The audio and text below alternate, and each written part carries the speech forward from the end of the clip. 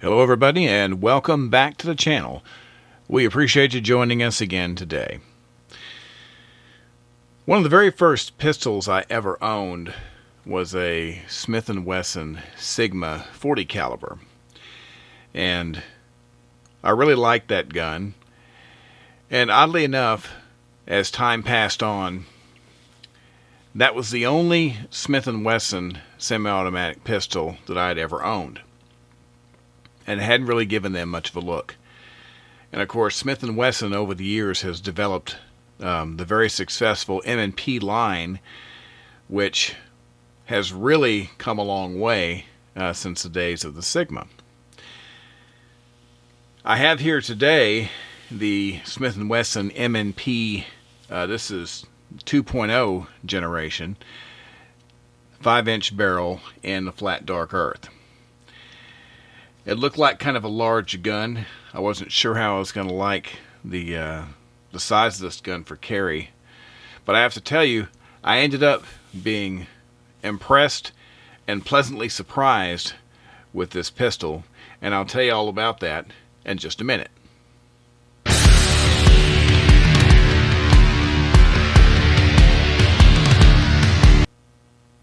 Alright, so once again, welcome back. We do appreciate you joining us. If this is your first time watching us, or if you've been here before and you haven't had a chance to do so, if you could just take a moment to locate that little subscribe button in your lower right hand part of your computer screen and give that a poke. And if you're on a mobile device, if you scroll down below the video, you can subscribe that way, and you can hit the bell icon and you'll know when we do something new. It helps us out a lot, and we really appreciate it. So, here today, we've got the Smith & Wesson M&P. This is a 2.0. 5-inch barrel in the flat dark earth. Once again, whenever I first looked at the prospect of checking out this pistol, it seemed a little big for carry. For me, I tend to stay away from guns that are over a certain size, and I do realize that you can, conceal a lot of firearm inside of a good holster, and we'll get to that. But, I generally stay away from the larger pistols just because of the weight and the comfort level. But the M&P has got some surprising characteristics, which we're going to talk about. But the first thing, I always like to give you guys a little overview here based on size. So let me set this thing down. And you got to remember the M&P, this particular gun was Smith & Wesson's answer trying to get the contract for the new military sidearm. And of course, others were involved, such as Glock. This is your Glock 19X. So I figured we'll put it out here since this was the Glock's entry to that same competition. As you well know, the SIG P320 is the gun that ended up winning the bid to be the new military sidearm. But I want you to see this just the same. Obviously, these two are not the same at all as far as the barrel, but there's a lot of other similarities. So we'll just have some fun with it. It's a 5-inch barrel on the M&P, so it's going to be a bigger gun than most of these compacts. But anyway, if you kind of look at it, the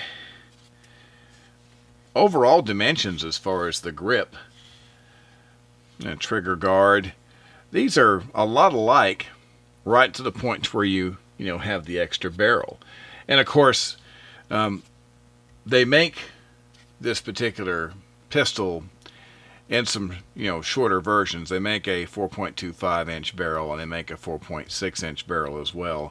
So there are some shorter versions of this, but for the purpose of this test, I wanted the bigger one, and just to see what all we could learn from it and how well it shoots. But if you look at it, you can kind of examine from the sights kind of down to where the barrels begin. As you can see, all that's very similar. It's just really the longer barrel that makes a big difference. And there's your sight picture, your thickness of the grips, and so on. So let's put that aside. But once again, this was Smith's answer to trying to enter the market to get the contract for the military sidearm. Now, the M&Ps have been around for quite a while. They're introduced in 2005. They were targeted at law enforcement. They were trying to get a piece of the pie, where Glock has really, got a big piece of the market there. And there are some U.S. law enforcement agencies that are actually using the M&Ps. So they were successful in some regard, but Glock still, of course, dominates that market. The 2.0 series that you see here was introduced in 2017. So let's talk about the features. Well, they've actually done a pretty good job, I think, on what you get with this right out of the box, and I'll kind of go over this real quick. But for starters, this is a 9mm, and the M&P line, they do come in a variety of different calibers that they support. So if you are interested in 40 caliber or something besides 9mm, they certainly have those available.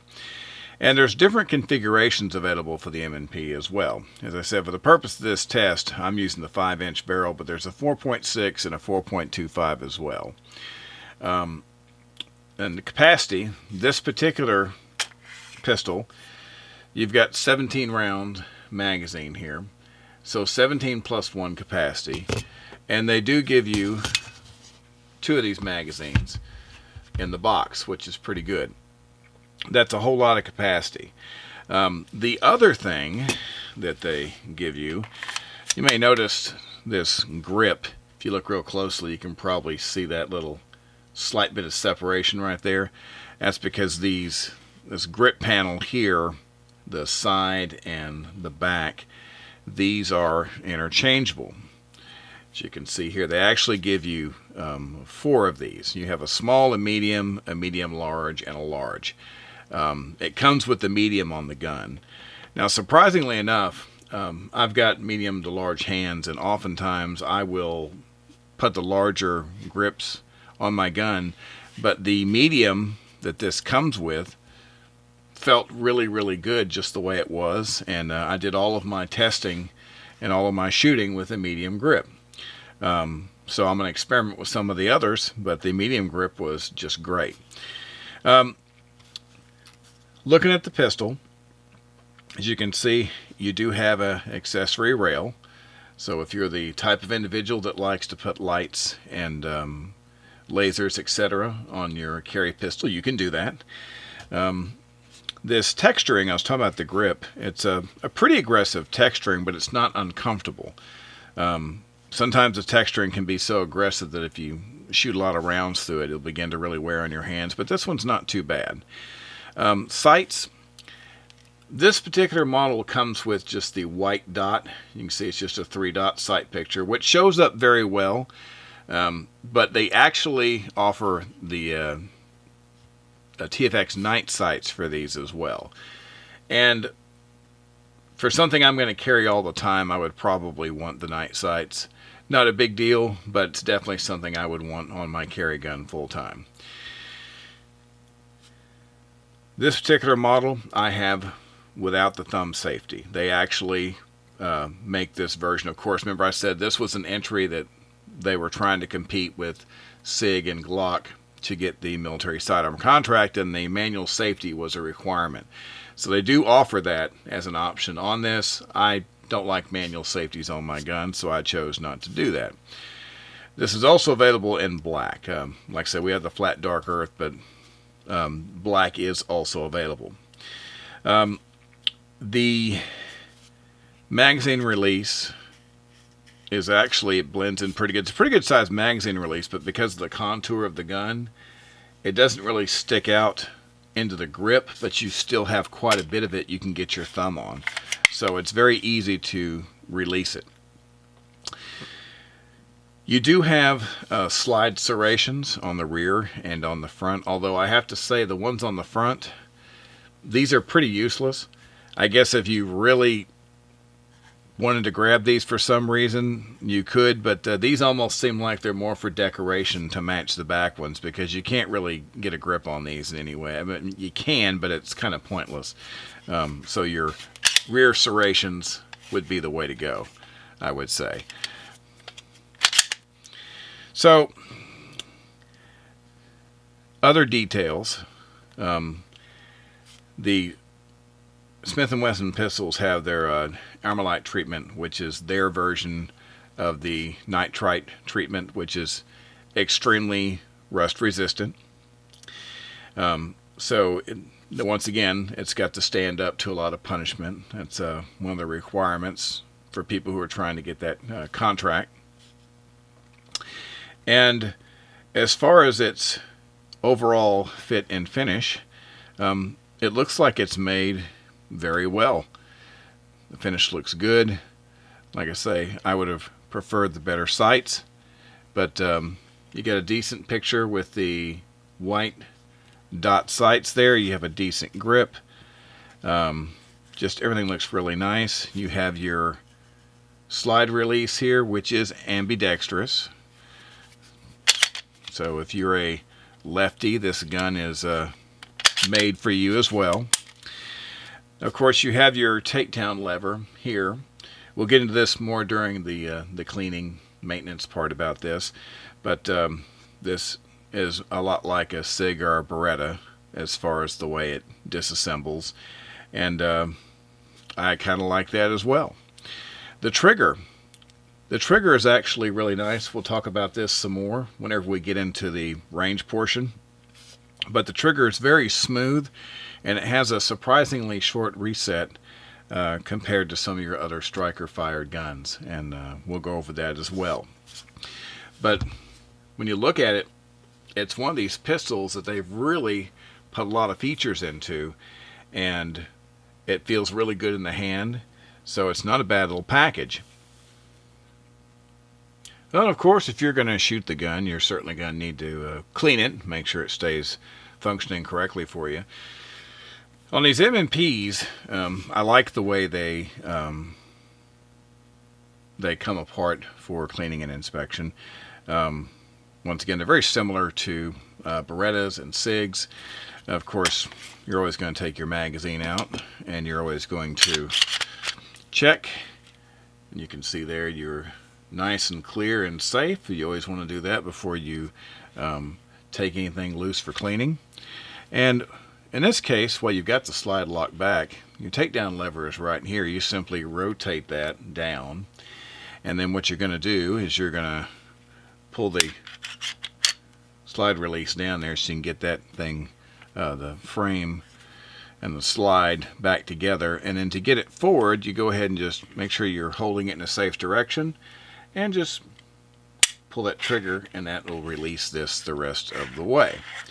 And you go ahead and take your frame, put it down there, and so you have your slide, your assembly here.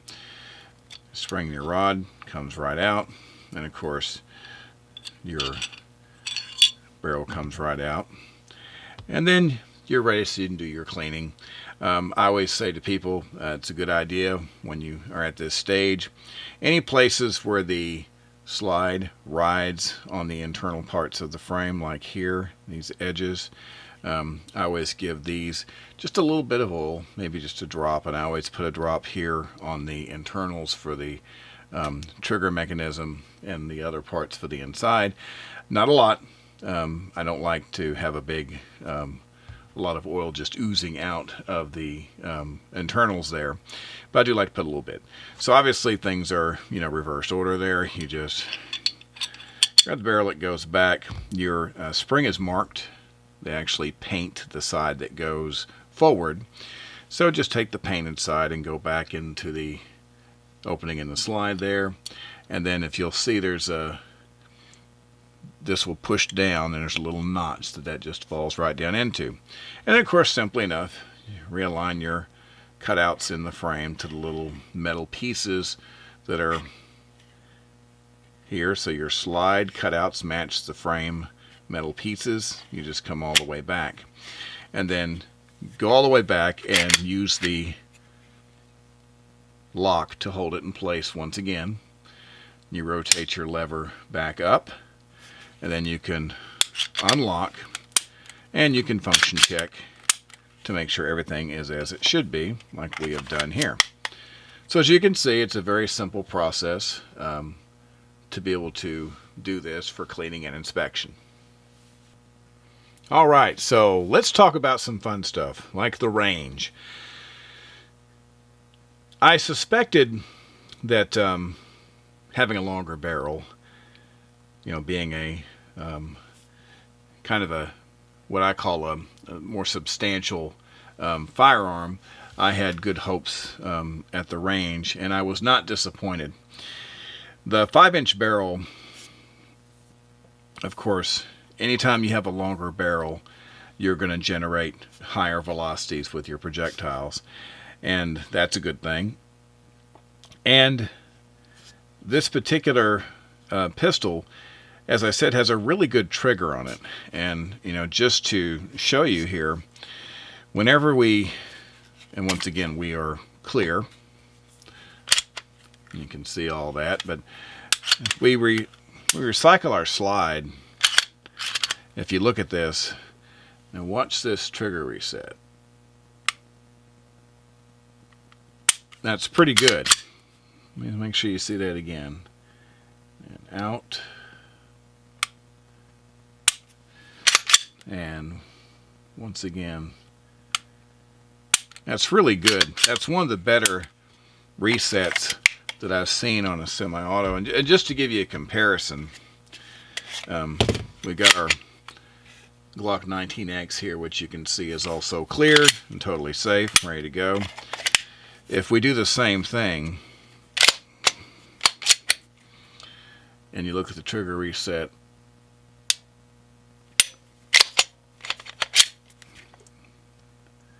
they're very similar.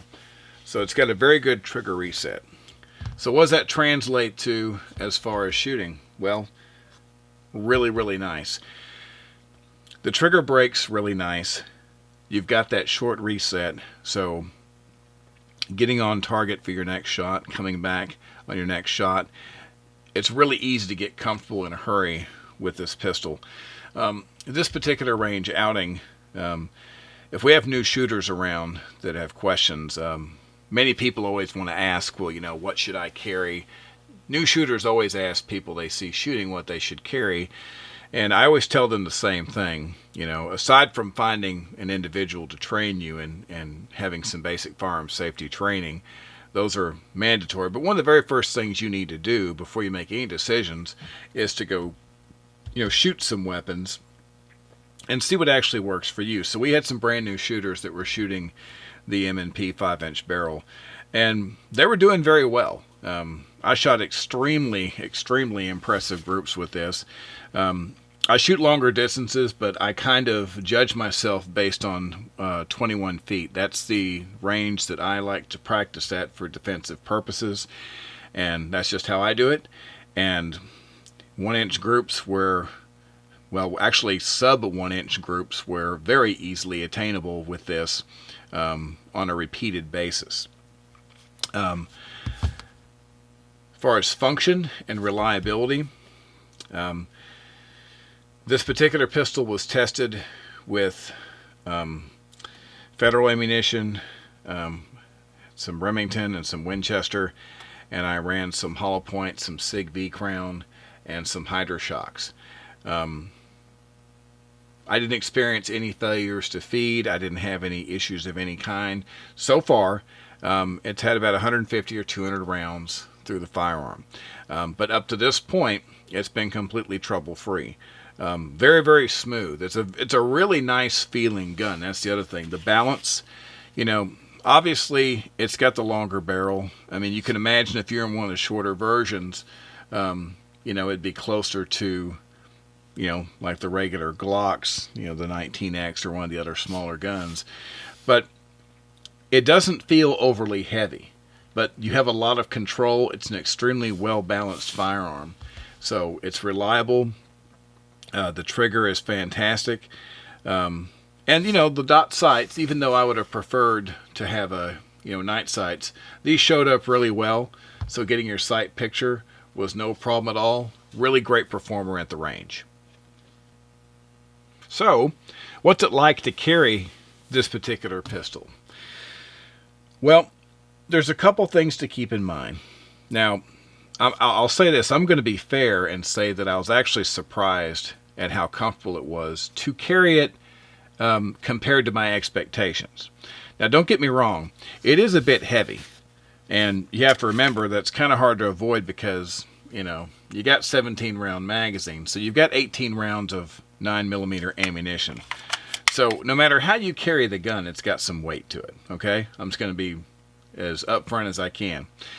But in a good holster, it carries extremely well. Now, I favor inside the waistband.